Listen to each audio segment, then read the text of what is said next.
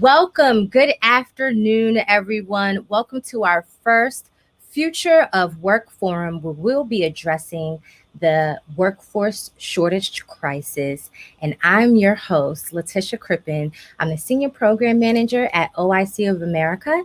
And on behalf of our President and CEO, James Haynes, and the President and CEO of Ride to Work, Tim Steyer, I want to thank you all for joining us. I'm thrilled to have the privilege of hosting such a timely discussion about the labor trends that have emerged since the pandemic. For those of you who are unfamiliar with us, OIC of America was founded by the late Reverend Dr. Leon H. Sullivan, and we're a historically Black workforce development institution that supports a network of affiliates throughout the U.S. And Philadelphia OIC was our first OIC.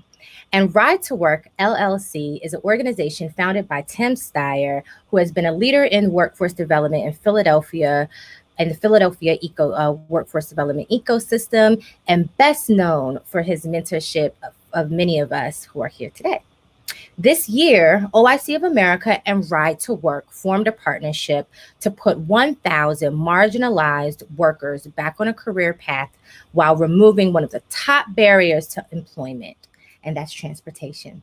It's no secret that the current labor market is shifting, the culture is changing, and the barriers are ever growing.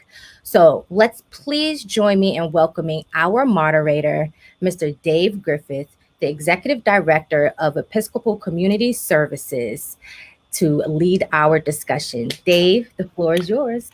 Yeah, thank you and welcome. I am honored to be here. As mentioned, my name is Dave Griffith and I'm the Executive Director, and I like to say head coach of ECS. I am also an advisor to Ride to Work, so this is a subject near and dear to my heart.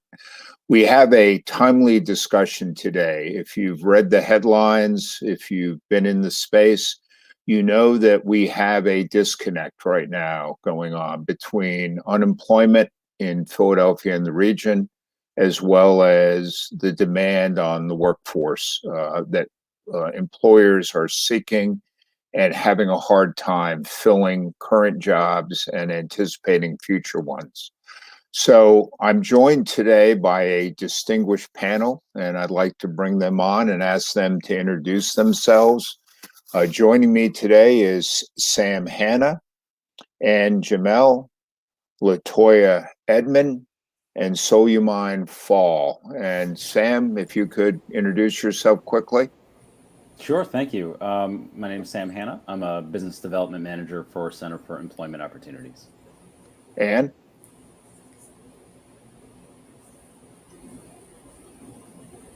Muted. Ann, Oh, so sorry. the over-under was $5 before we had the first hit muted. it. Okay, all the fans out there, I got your number. I thought that was a 2020 thing. You're on mute. I proved that wrong.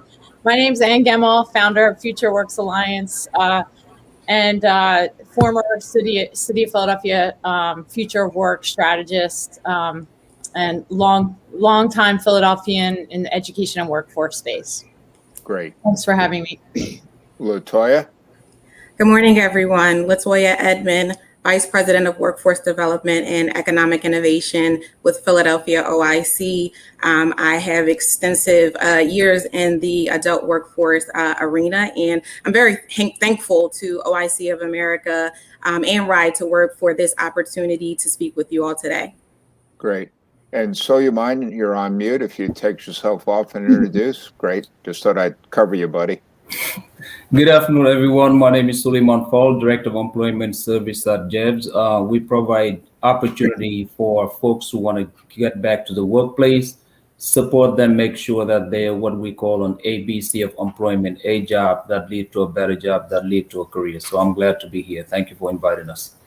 Great. Well, guys, today we have an opportunity with all of our different backgrounds to really take a hard look at this issue. And I'm again, let me thank our sponsors for today, and let me thank the audience for joining us. Look, let me tee it off with a question, and I'm going to ask you each to provide your comment. And then the format for today is we're going to have roughly 40 minutes of discussion back and forth. If you have questions in the audience, please put them into the chat, and then we will get those teed up, and we either answer them in the course of our discussion, and we'll certainly have time for questions at the end. So that chat function should be rolling on the bottom of your screen, and please take advantage of that. We really want to hear from you. So let me tee up our first question, if you will.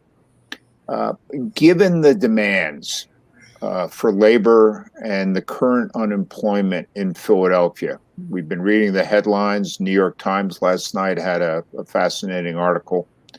What is your current view of the disconnect between labor supply and demand? And Sam, let me turn it to you to get your first set of comments. Sure, thank you. I think the disconnect was born from a lot of companies are pointing to the unemployment compensation as the reason why there are labor shortages, and what I think the disconnect might be is what those additional compensation methods really did for people. It gave people an opportunity to kind of sit back and understand their value, perhaps a little bit more, and understand what they want out of a job and a career. So where we're seeing the labor market try to catch up and offer sign-on bonuses and all sorts of other, creative incentives, they're trying I think they're trying to solve for the wrong problem, where employees are in a position where they understand that they need to be valued. They understand that company culture is increasingly important to their happiness, their work-life balance. And, maybe a $500 signing bonus is nice. That solves for the right now. And I think the employer or the employee market, the labor market, is realizing that we need to solve for the right now and for the ongoing. Anne, what's your thoughts? Well, I've been reading a lot about this. I think what Sam has said is absolutely true, that there's a lot of different ways to look at this. And economists are looking at, dozens of indicators in totally new ways because of the pandemic's very disparate impacts on various sectors. And so it's sort of blown up the typical indicators of, fluctuations in wages, fluctuations in hiring. All those stats were typically pretty steady through a normal economy, but the pandemic introduced this disruption that is literally disrupting the way that we collect and analyze data. So I think it's very hard to say that it's any one particular factor. And so over the course of my career personally, and I think that comfort with uncertainty is actually very rare. And there's also a lot of opportunity in uncertainty. And so on one hand, you have this, societal and economic discomfort with uncertainty. And you also have a lot of short-term thinking systems that are going to take advantage of this uncertainty and spin it to their advantage. So I think to some degree, workers, employers, and politicians are taking this moment of uncertainty and framing it in ways that are, opportunistic for them. I think there's way too many factors, and that we're literally in the midst of an economic hurricane, and a lot of people are taking pause about their lives and their careers, and they are assessing, there's major disruption, and people are deciding how they want to rebuild their lives. And that's what we're seeing. It's like a reluctance, I think, in a lot of places on a human level and a systems level. I think you make an interesting point there, and we'll come back to that. Latoya, let me ask you for your thoughts. Yeah, thank you. I absolutely agree with Sam and Ann's comments.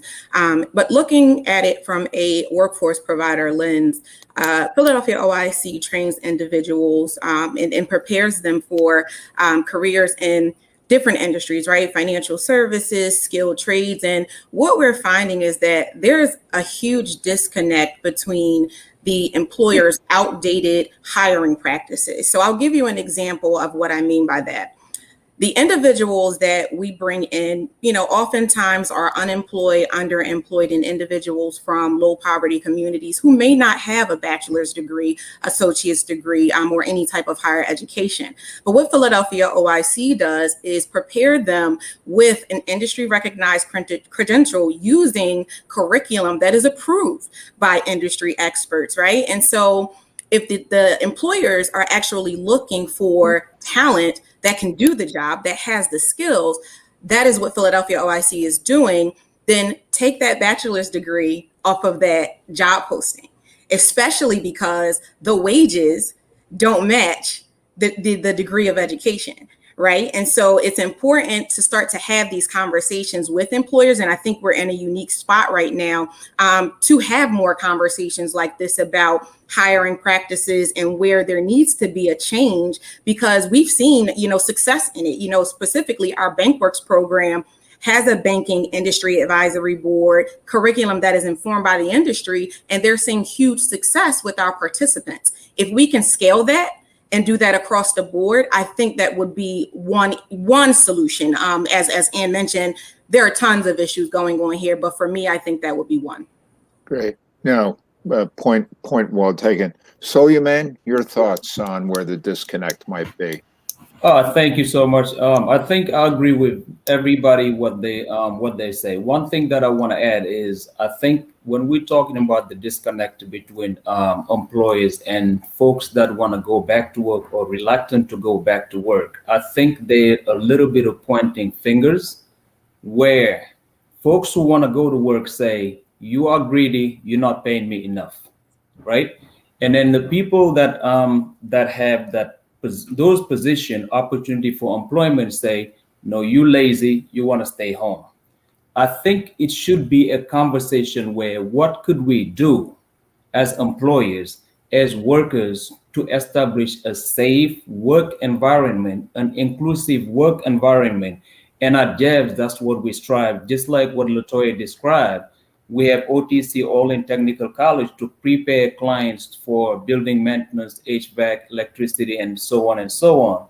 But also we use curriculum design and approve just to make sure that people understand when employers are hiring. Let's just be honest. There is a disconnect between what you learn from school and what employers want. It's certain outdated, and I don't want to say again, avoiding the blame game, but we have to do a better job of looking at those bullet points in the job description. What does it mean right now to be a carpenter? What does it mean to be a front desk person? What does it mean to be a security staff? The world has changed. Everything that you were asking for has changed. So what could we do to talk about job quality? And I think there are 5 things that we want to address, but I would wait until the next, just touch the tip of the iceberg, and then afterward we go next on things like job quality. Those things. No, you just to take that thought, it's interesting because some of the work that we do at ECS and that I do in some of my other capacities, where I'm seeing the real difficulty in employers filling jobs, are in what I would characterize as supply chain and really difficult manufacturing, assembly, meat packing as an example. Within that supply chain, that warehouse opportunity. And we're seeing jobs that used to be $12, $13 now. We're seeing $15, $16, $18 an hour jobs, some promotional goings on. And yet that kind of work, which traditionally would be a lot of applicants, is not seeing applicants for the reasons that I think all four of you have identified. But the question that maybe we can get into, what are the things we're going to do, is if you're an employer, how do you plug into the system? Because the perception from the employers I talk to says, look, we have a need for workers. Who do we go to? How do we build a pipeline?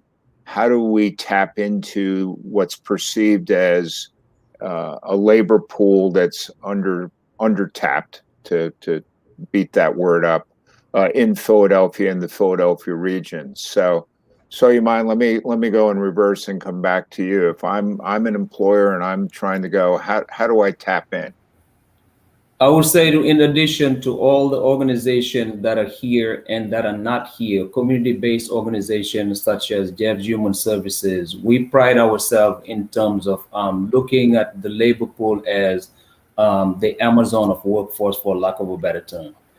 We have over 2,000 programs between Philadelphia and Jersey. So if somebody has an updated job description, talk about the safety measures they have, talk about the value proposition, and talk about the benefit, the opportunity for growth, basic living wages, predictable hours, and the skills needed described clearly, the aptitude, we could definitely look at our caseload, provide you with quality people that could be able to fit the job description that you ask for. We also collaborate with different organizations to make sure that if we don't have it out in, I want to say this in a way that makes sense, because I'm a visual person. So if you're looking for a size 12 Nike shoes, which is blue, if you order it from Amazon, you don't really care what warehouse those shoes come from. As long as fit, the color is right, it's snug, it fits you right, you're cool. And I think that's the workforce that we want to develop, making sure that we develop collaboration between us to respond to the needs of the employers. We help the funders, but also we help participants get to a career pathway. And I think that's the best thing that employer could do, to make sure that when we hire folks, it's just not a dead-end job, but it's a career pathway where people feel like they are joining something where they would make themselves better, they make the community better, and they make their family better. Thank you. No, great insight, because in our experience, people aren't looking for a job. They're looking for a set of opportunities that allow them to move towards economic mobility. And that's really the end game here, is living wage job with benefits and a pathway, not a one and done job hire, but a continuum. Latoya, your thoughts? You're muted, Latoya. You would think we had this down packed with all apparently remedial job training for the group is necessary. You made me feel better, Latoya. Thank you. I appreciate it. You're welcome, Ann.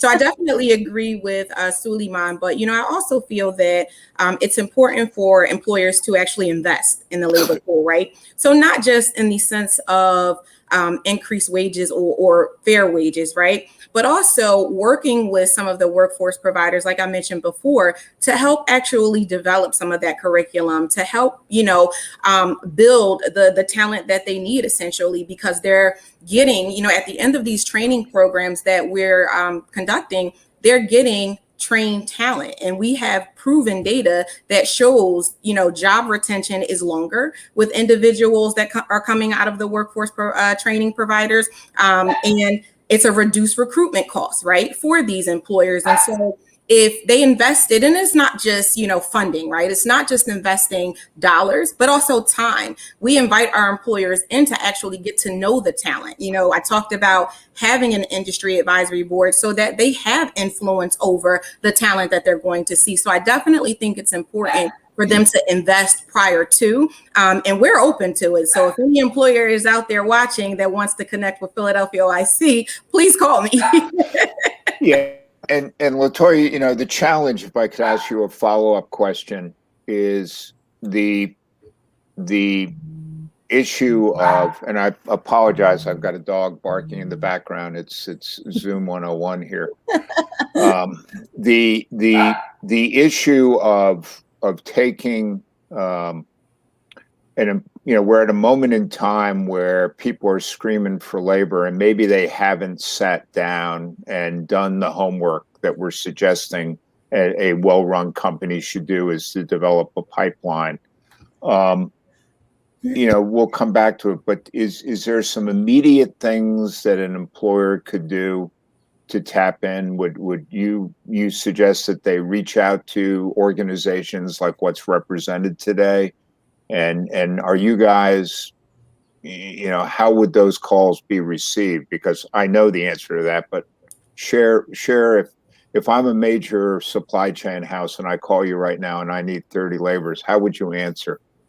So I think, what Suleiman just mentioned is important. There are different organizations, workforce providers in the city of Philadelphia, and not everyone does everything. But one of the things that I appreciate about the collaboration that has been taking place in the city, like for instance, the Workforce Professional Alliance, it's a group of individuals who do workforce training for the community. And we've built a referral system so that if an employer happens to come to Philadelphia OIC and want something specific that we don't have, we've built that network to be able to refer them out. So I think anyone would be welcoming of those calls from employers. And you talk about the immediate need, what they can do now. We all have alumni pools. So we have talent, right? We have individuals that are ready to go. So as long as we know about the opportunities, and, a number of us have job boards that individuals can post to, where we keep in contact with our alumni and try to continue to make those matches, even while they're, once they're gone from our physical site. So those, calls would definitely be welcomed, and we encourage that. No, I appreciate that insight, because maybe Tim, Anne, your thoughts? Yeah, so I have a little bit of a different take. I think that the workforce development system is doing a good job, and there are STAR, job training programs throughout the region, no doubt. But I think that for the short term, employers need to look at their workers that they have now and really do an assessment and develop an internal future of work strategy where you're making the best possible quality job for the people that you have. Because really, in this day and age, mass marketing is kind of over with social media, and the gold standard is word of mouth marketing. And so the best possible way to pull in more workers is when the workers that you have now are happy, feel like they're treated as humans, and are willing to say to a friend, hey, I work at this great place and there's a job opening. But unfortunately, too many employers treat workers, they accept a level of attrition and they schedule part-time, and there's things that have always traditionally been out of the box in a shareholder capitalism model that I'm hoping and I'm hopeful that as many major companies across the globe, frankly, move to more of a stakeholder model where they're considering not just the product they produce, but the customers, the environment, and also their incumbent employees as really valuable stakeholders that are key. Because that is really, there are talent wars on the horizon, and the smartest employers have internal future of work strategies where they actively listen to their employees in-house and consult with them about how to create a job that is as high quality as the products that they're producing. And those are the companies that don't have any problem hiring because the employees they have in-house are busy telling their friends and family that they have a great job. Please come apply and work with me. So that's something the Future Works Alliance, like we have a consulting arm where we can help companies understand the value of humanity in the workplace and how essential it is to the bottom line as we move through an age of rapid technological change. So, it's interesting because in the board work that I do and the governance work that I do when I teach, we've gone from teaching that shareholders are the only stakeholders to really now what's generally described as 6 stakeholders: family, community, suppliers, vendors, shareholders, and employees. Mm-hmm. And those companies that get that there are 6 stakeholders and embed that into their culture, we're seeing dramatic improvements in returns, but we're also seeing worker retention and worker growth. So what is professional development for a frontline worker? What is the career path? And yeah, I mean, there's so the magical thing about technology is that it's going to create jobs. Like my children are in their teens and 20s. I have no pretense of knowing what the name of the jobs they're going to hold. Even in a short 7 to 10 years, they're going to be jobs that we cannot imagine the names of those jobs.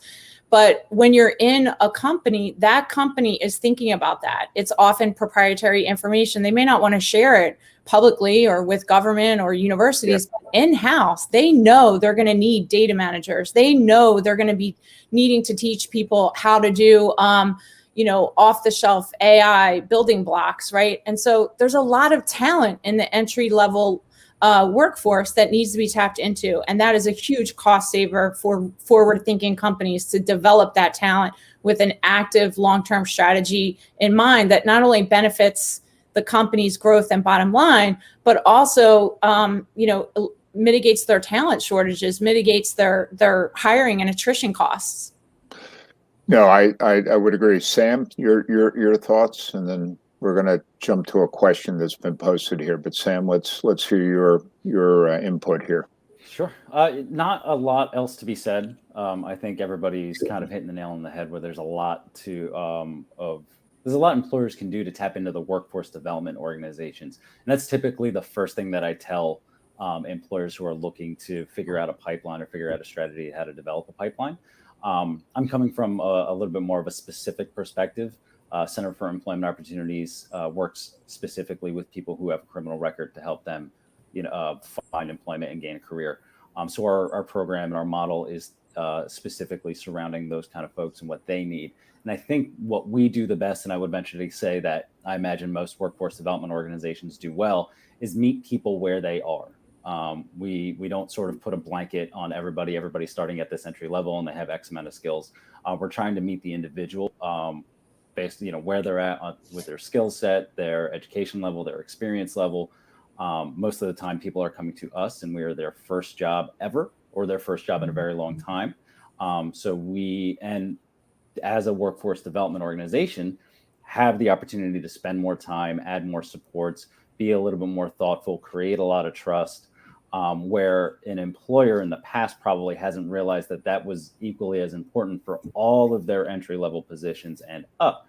I think a lot of employers have probably historically utilized their entry-level positions to allow the cream to rise to the top and not necessarily cultivated the talent and the skills that they have on those entry-level positions in the logistics world, the warehousing, production kind of environment, where they're probably going to have to start to shift is to start doing exactly that, meeting people where they are. And that might mean, just more one-on-ones with all of their employees. It might mean signaling more externally that they are a second chance hiring organization, or they have practices in place where they are actively recruiting people who may have a criminal record. And it may mean signaling that they've adjusted their benefits packages, or just educating people that are currently working for them what is built into their benefits packages. I think there's a lot of, there's like EAP programs at almost every organization that a lot of people don't take advantage of, probably because they don't know about it. And with, with the opportunity to sit back and evaluate what's important to me and how is work going to fit into what's important to me, helping all of those people better understand what this job I might be getting is going to do for me on a more one-to-one level, is going to be critically important for people to understand. So, and again, having worked in that space, the employer challenges to overcome some preconceived notions is a huge issue, and dare I say, they're preconceived notions. If you look at where the jobs are in Philadelphia versus where the people we serve live, that disconnect continues to be something that I think needs to be worked on both sides, and that's a communication and awareness challenge. Let me shift the focus just to get the four of yours impressions. If I look out from the seat I sit in, I see not just 4 agencies, but I bet you I see close to 100 that are quote unquote in the workforce development space. And it is, while it's a band of talent and people working on the issue, it is fractured. What are your thoughts? Because we have people in the audience who are in this space. How can we do a better job of aligning our interests, leveraging our resources, and partnering in a field? When I came into the field 8 years ago, I was stunned by how little collaboration there was between agencies.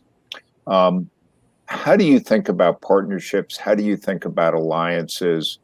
And what would you, if you could have a magic wand to tell boards of nonprofits how to behave, what advice would you give on that subject? And let me start with you, if I could.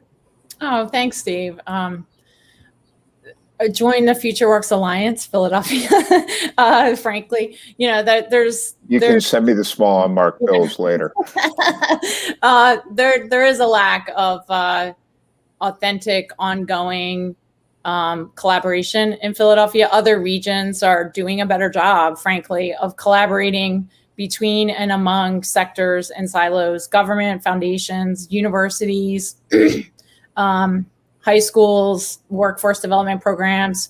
It changes with every political cycle. Unfortunately, we're in an immature collaboration phase in this region because it's dependent on the charisma of certain leaders that have careers and come and go. And so, we had an Office of Workforce Development that was developing an intermediary, and that is actually the Workforce Professionals Alliance that LaToya mentioned was a brainchild of Sheila Ireland, who has since moved on to work for the governor in the Department of Labor and Industry. And so we want to build our collaboration culture in the region to a place of maturity that it outlives any one mayor, any one leader of a city department, any one president of a university, that it grows beyond and becomes more established than the charisma of a single leader. That is a major challenge that Philadelphia has yet to solve. We live in a celebrity culture, and we constantly look to individual charismatic leaders. And what I'm trying to do with the FutureWorks Alliance is start from the start by saying, I want to start this, but I want to create a space that is more long-term in its thinking and vision and open to everyone, regardless of PhD or PhD, and create this ongoing space where we can keep our eye on the 10-year horizon. And so, selfishly, I'm going to say it's a new space. But I love working with Tim from Ride for Work. I would welcome anyone. It's an open space. It's not a backroom club of the old boys network that we're accustomed to leaning on. Well, and I think it's important that we talk about how we also embed industry into that partnership from the get-go. So you, man, I know you have some strong ideas about how to connect employers to stay connected to workforce. Could you maybe comment on this subject? Yeah, I think I want to join in, definitely. Jebs is a member of the Workforce Alliance. My friend LaToya, I see you all the time over there. So it's a great collaboration where we, sometimes, unfortunately, we have silos. And I think the Workforce Alliance has done a great job aggregating the resources needed, looking at what everybody is good at. Everyone has specific skills they have. No one organization can say, I do everything better than everyone. So there are folks who are specialized in training. There are folks in specializing in developing curriculum, education, you name it. And I think once you come to the Alliance, you will find folks who have the 3 things. Number 1, they do care. Number 2, they provide resources. Number 3, we provide training. And I think if I'm an employer, I want to come to that kind of relationship and collaborative effort to find out how could you solve my staffing needs in a long run, not just short term, but in a long run. And I think that's definitely key to us collaborating and responding to the needs of the employers, but also responding to the needs of the community. Well, and I think this notion, I mean, the work we do at ECS, we're coaching individuals to move on the economic mobility pathway and to not tell people what to do, but to help them identify needs. And a large part of that work is to identify both training and employment opportunities and then coach them through that process, and recognizing it's interesting with our donor base who, love to give $1 to see something happen in 20 minutes. These programs are 3 to 5 years to it is a long journey to train, to lift up, to move. And I often think partnerships have got to become our new model versus these siloed agencies, siloed government, and siloed industry. And, panels like this that call for that action, I think are really, really critical. Latoya, your thoughts? I know you have no opinions on this. So I definitely agree with Ann and Suleiman, but I'm going to look at it from a little bit of a different lens. Philadelphia OIC is also a part of the Future for Works Alliance, as well as the WPA, and are excited about those collaboratives, right? Because we are making some headway in terms of how we collaborate, how we move, and build actually the ecosystem in Philadelphia as it relates to, the workforce development. I think one of the things, though, that causes some conflict is the lack of resources and the scarcity of resources. And if we want to talk about how do we increase the collaboration that's happening, I think you also have to follow the dollars, because oftentimes some of the workforce providers that are in the city are grasping for dollars that are oftentimes restricted, right? And it's important that, like you said, you just made a great point about funders that, are willing to give $1, but want it done in 20 minutes and have all of these stipulations on what is it that you're to do. So I definitely think that larger conversation needs to have about if we are being, a recruitment tool or helping to create those pipelines into the labor force. How do funders support that? How does government support that so that we can leverage the collaborations and the partnerships that we have? Good point. We have a question coming in that's related to the subject we just teed up, and Sam, I'm going to kick it to you first, but our thoughts on what's the role of the public school system in creating this difference in how students feel about work. As we look at the public school system, and again, we run a very large out of school time program at ECS that's STEAM-based social and emotional learning. But how do we build in this practical education, if you will, and thoughtful education? And what's your thoughts on the schools there? And I wouldn't just say public school system, but also charter and private. I think from my perspective, it's got a lot to do with, so as a product of the public school system, I was brought up to, the only path to success and economic mobility is a degree and a job in like 3 or 4 different career areas. And that was like beaten into my brain, right? Like that's the only way to be successful. And I think it's going to have to start with redefining what success really means, and understanding that the path to a career can take a lot of different can go in a lot of days. And what the public school systems in general can probably do is to start bringing in organizations like ourselves, start bringing in industries who don't necessarily need a degree to be successful within their organizations, and start talking to the students about what a life in those kind of positions can really look like, what the benefits are, how 3 12-hour overnight shifts may not be so bad for you and your family, things like that. And it's really just aligning the private sector with organizations like ourselves, and having them provide an understanding to students, to educators, to administrators, Yeah. what's, the differences in what success looks like in 2021. To Anne's point, like the job market is going to be, vastly different than it was, a couple of years ago than it is today, than it is in 10 years. Well, and the thing that I like to point out is, look, if we can take individuals who are experiencing poverty or even below living wage, and we can create as a society opportunities for employment, either with the new economy, electrification is a great example, wind energy. There are literally hundreds of thousands of jobs in new industry, new space.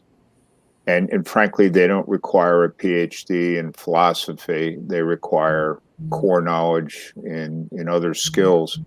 I know in my old company where I'm still involved right now, the shortage of qualified technicians that can earn 80 to 100,000 a year. We can't find people to come into the trade for generator techs. Not simple, but complex work. But a lot of latitude, and that's but one of hundreds of examples I could give where a non-historic path is forward there. So I think that mindset of their success is defined by yourself, not by what other people think, is incredibly important. But also then, how do we get access? Because I know a lot of the communities where we do our work, the access to that kind of training, the access to that kind of career path is fascinating. I will remember vividly, the second week I took the job, I was talking to one of the young men in one of our programs, and he literally thought there was only one college in America, and I just look at that and just the failure of the system, because he was here ready, halfway through high school, and yet that was his perception, and I think there's so many issues to deal with. I am mindful of time here. We are sitting here at 12:40. We said we would take questions from the audience. Letitia, I don't know if you have the chat bubbling, but can I ask for input from you on if we have questions? Hey, Dave, while we're waiting for the chat to bubble up with a question, as a former public school teacher in Philadelphia, I'm dying to weigh in on the K-12 and go ahead. Cross theme of future of work. We really need to think of K-12 education system as how is the future of learning changing? Because this idea that you earn a credential and then you start a career as being very distinct phases of your life, that is a very old-fashioned mindset. That's the wrong mindset. That is a mindset that will allow you to atrophy in your job. And so imparting the mindset of two major things, I think, is like lifelong learning and all of the empathy, all of the skills that make us human are the ones that are going to be the most valuable in the future, as increasingly software and robots and smart machines, algorithms increasingly will help humans make decisions and complete tasks. And so what are the humans going to do? They're going to do the things that only humans can do. Yet, how does our current systems of education and training prepare people to be fully human, to exercise those skills of curiosity, creativity, empathy? And so we really need a reimagination of the future of learning. And the K-12 system is what's known, and many of our institutions are late adopter systems. They're not in touch with the emerging edge of technology. They're not in touch with the emerging skills. And so there's a lot of problems, but I think that technology can actually mitigate a lot of the challenges by introducing more learning options on top of the systems that we have, like leveraging the systems that we have and taking some of the best, using the vastness of the internet and all of the content that it can be overwhelming, but there's so much high quality opportunity for learning out there. We really need to think about more customized ways And I think that there definitely needs to be a cultural shift in America away from, college to career, cradle college career. And to the credit of some schools in the region, they have introduced more of a post-secondary thing. But one last word, like policy really matters. Like in Pennsylvania, our guidance counselor to student ratio is absurd. And so we're in an urban district where guidance counselors are really dealing with trauma and poverty. And there's no possible way for them to sit down in any meaningful way and offer career guidance or offer career management skills or even getting kids to think about that, because their caseloads are absurd. And so there definitely is maybe another panel, another day, a conversation we need to have about policy and the opportunity as a collaborative, as a collective, to advocate for specific policies as, leaders of Southeast Pennsylvania, which is a powerhouse, both in Pennsylvania and nationally. If we work together, could really influence a lot of political and policy decisions. Well, and it's a point really, really well made, because the workload on traditional case management almost precludes the ability to coach and counsel. It's full of paperwork and compliance friction. And a lot of the work that we are advocating for is for a different way of doing that work. No, I could not dispute your comment at all. Let me we do have a question that has tapped up here, and let me interesting one. It says, how do we develop future workforce development leaders? Which is a very open-ended question, but let me suggest to you, do we think as a group that the pipeline of talent coming into the spaces you work in, is it an attractive field, or are you seeing people to come in back of you to do this work? And we talk about political will, political leadership, the school systems. I mean, do you see the kinds of things to develop collaboration coming through the system? Yeah, I'll speak on that briefly. I definitely think that internally within our own workforce organizations, we do have to think about succession planning and what that looks like and how we're developing those future leaders. And I always go back to the resources, right? Because we are nonprofits, a lot of us, with limited resources and with more capacity. I do believe that, those things often go overlooked, right? And so with more resources, we could do more in terms of being intentional about creating some spaces, not just for the leaders now, but being able to create spaces to build those next level of leaders, in workforce development. So you made some thoughts. What do you think the attributes need to be if you were out hiring for folks to come into the field? I think it's about designing some opportunity that are really clear for folks to know that they're going to be engaged, they're going to be supported, they're going to be provided with the resources needed and the training needed.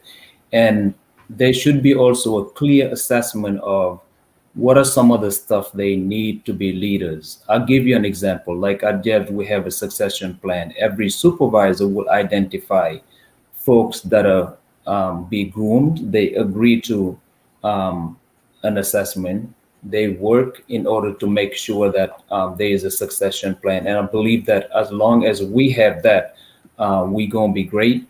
But one of the things that I think I would not want to leave this table without talking about is the digital divide. We talk about the school, and I didn't have an opportunity to talk about that. I think as long as we don't address that stuff and address it a little bit, if we have internship programs, if we could have employers going to schools to talk about not just one career day, but come in and talk about folks to say, where do you see yourself in 5 years, in 10 years, or 20 years?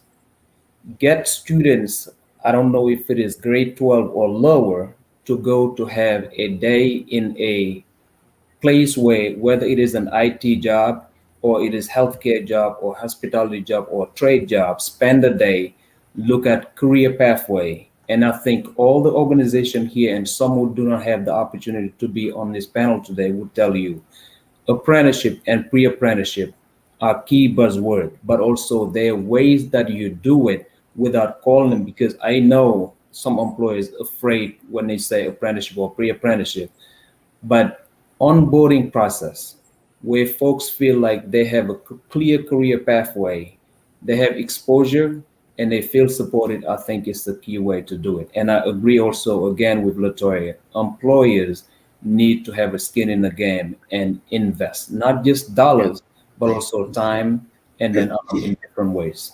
So Yeah. I could not agree with you more. And let me just give a great example, and it's a shameless plug for Drexel, but they're just coming out to their 100 years of co-op.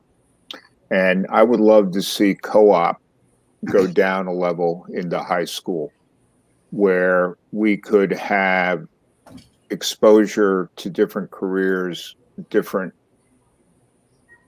requirements, and I would argue mentoringship in a way that would take on a different level. I get a lot of questions from employers who are saying, "What can I do?" And in addition to just opening up the job opportunities, but to let's build the pipeline and excite some people that you may never have thought about being a career as a generator tech, or you may have never thought about a career as a technician. There's so many opportunities, as Ann has said, emerging with future technology, somewhat driven obviously by the digitization of the economy. But we got to be really open to allowing people to be exposed to that, so they're excited to keep flowing through. So I think that's where we are. We have one last question, and then I want to bring Tim on in a couple of minutes if I could. But let me tee up a question. We'll do a quick round robin here. How can we educate employers on the skills and knowledges of the different populations we serve?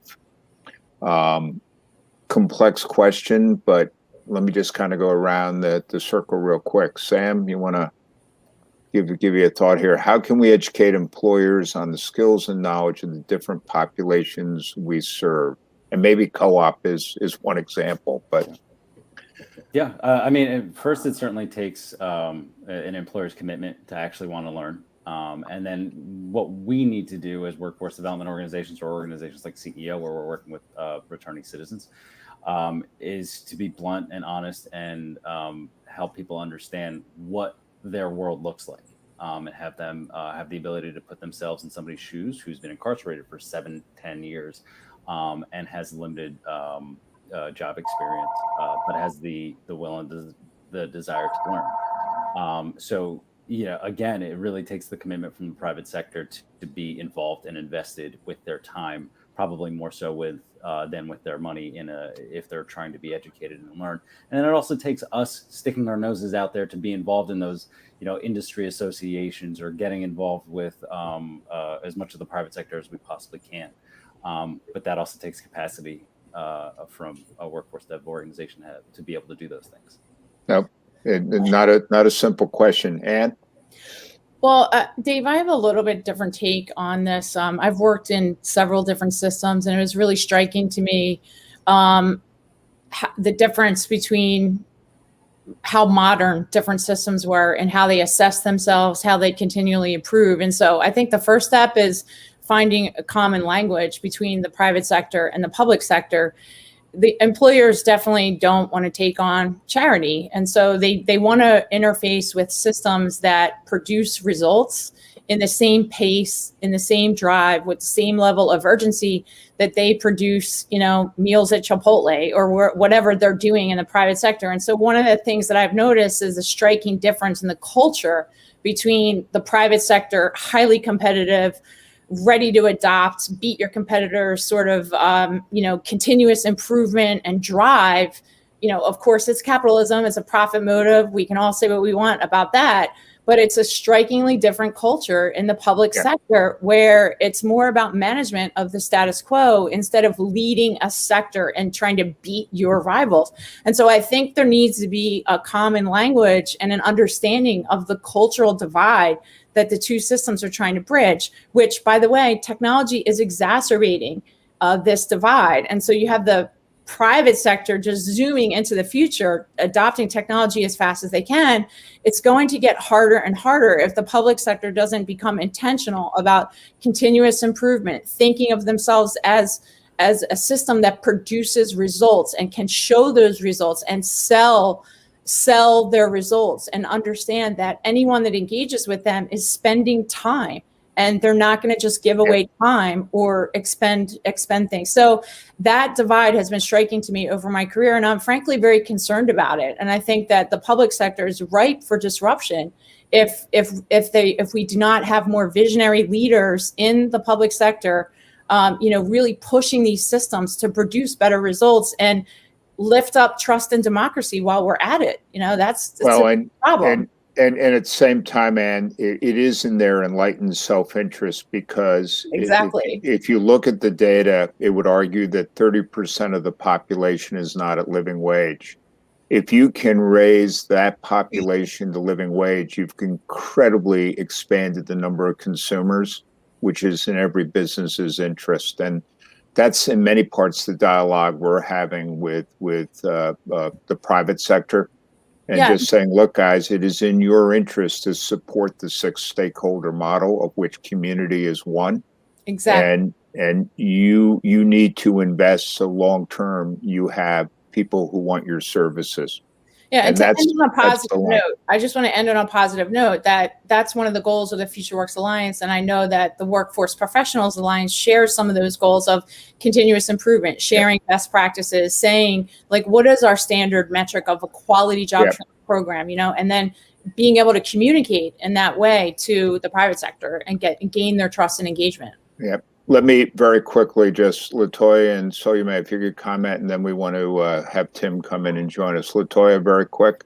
Yeah, very quickly. So I definitely echo everyone's comments. I also think open and honest dialogue is key to help building that trust. But I also think it's important that individuals start to actually see themselves reflected in the workplace. So I want to bring up, and I know Anne wanted to bring up, certain comments, but, diversity, equity, and inclusion, but also access. Again, a panel that we can take, on another day, but it's important that, as part of building that trust, our community sees individuals in the workplace that look like them. And that is going to take employers at the table with community providers, with workforce providers, with funders. Dave, as you mentioned, the whole ecosystem at the table to have those honest conversations and build those foundations on what that could look like. No, very, very well said, Latoya. I couldn't agree more. So you may closing comment, if you would, sir. Yeah, I just want to say, Latoya, you took the word. Those were my notes. Our efforts in terms of diversity, equity, and inclusion is key for folks.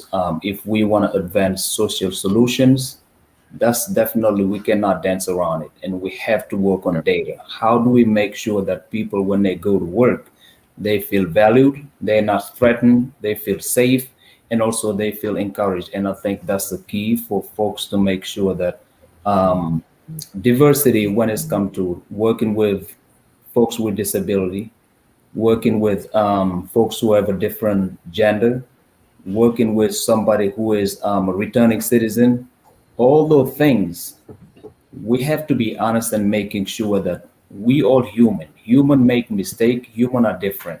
And as long as we feel respected, I feel like the bar is, there is no bar. There is no such thing as limits. We create those limits. So thank you. Well, and let me thank all of you for a spirited, I always like to be on a panel where there's no opinions. That certainly hasn't been the case today, but you guys have been terrific, and I can't think of a better way to end it than the last several comments. We are so much stronger when we are together. And, the old African expression, go fast, go alone. you want to go far, you go together. That's how we close our graduation ceremonies. And it's really, really powerful and true that I look at the data, and the more diverse the company, the more diverse the workforce, the more diverse governance, it's amazing how much better they do. Mm-hmm. And I mean, the data is there. It's time really for the sector to listen. Let me ask Tim to join us. I hope that works. And Tim, you said short. I know we're tight on time, but let me just introduce my colleague, Tim. Go. All right. Thanks, Dave, and thanks, panelists. One of the great things is I've had the, distinctive opportunity to work with just about all of you in some capacity or the other. And I just wanted to say that a year ago, we came up with this idea about the Ride to Work initiative as a response to the pandemic and the fact that we still have high unemployment with the folks that we serve, right? Well, in my mind, I wanted it to go faster, but I understood, the old African proverb, to really go further, we have to collaborate. And that's what we have done in the past year. And I wanted to give a special thanks to our partners, OIC of America. As you know, they're the fiscal agent for the Ride to Work initiative. And we're also working with them to provide these solutions, not just in Philadelphia, but across their network of affiliates across the country. And I wanted to make special mention about the Ride to Work initiative and give a special shout out to Ride to Work's Chief Operating Officer, Kahiga Tiaga. He was the major architect of the Ride to Work initiative. What prompted today's session was more of talking to employers and asking a question: can our needs be met? And so I think we got a lot of good information from today, and I wanted to thank you all again and thank you for all the participants.